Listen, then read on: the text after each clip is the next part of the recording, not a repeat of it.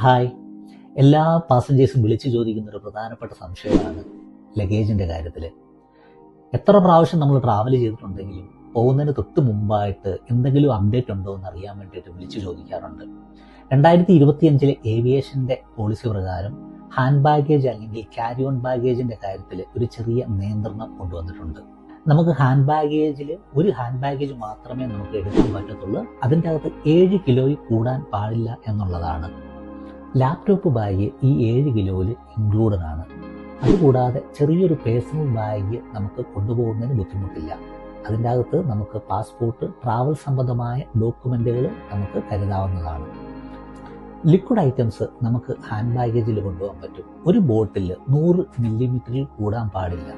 Face wash, paste, അങ്ങനെ 2-3 bottles നമുക്കുണ്ടെങ്കിൽ സുതാര്യമായ Ziploc കവറിൽ നമ്മളത് കീപ്പ് ചെയ്ത് ഹാൻഡ് ബാഗിൽ വെക്കാവുന്നു. ഹാൻഡ് ബാഗേജിൻ്റെ സൈസിൻ്റെ കാര്യത്തിൽ ഓരോ എയർലൈൻ വ്യത്യസ്തമായ പോളിസികളാണെങ്കിലും പൊതുവെ അംഗീകരിക്കപ്പെട്ട സൈസ് എന്ന് പറയുന്നത് ഹൈറ്റ് 55 സെൻറ്റിമീറ്ററും ലെങ്ത് 38 സെൻറ്റിമീറ്ററും വിഡ്ത്ത് 20 സെൻറ്റിമീറ്ററുമാണ്.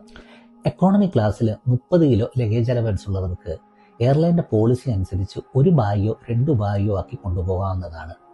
എക്കോണമി ക്ലാസ്സിൽ തന്നെ 40-45 കിലോ ലഗേജ് അലവൻസ് ഉള്ളവർക്ക് നിർബന്ധമായും 2 ബാഗിൽ കൊണ്ടുപോകേണ്ടതായിട്ടുണ്ട്. ഒരു ബാഗ് 32 കിലോയിൽ കൂടാൻ പാടുള്ളതല്ല. ട്രാവൽ സംബന്ധമായി എന്തെങ്കിലും സംശയങ്ങളുണ്ടെങ്കിൽ താഴെ കാണുന്ന നമ്പറിൽ നിങ്ങൾക്ക് എന്നെ കോൺടാക്ട് ചെയ്യാവുന്നതാണ്. പുതിയ ട്രാവൽ അപ്ഡേറ്റുകളുമായി വീണ്ടും കാണാം.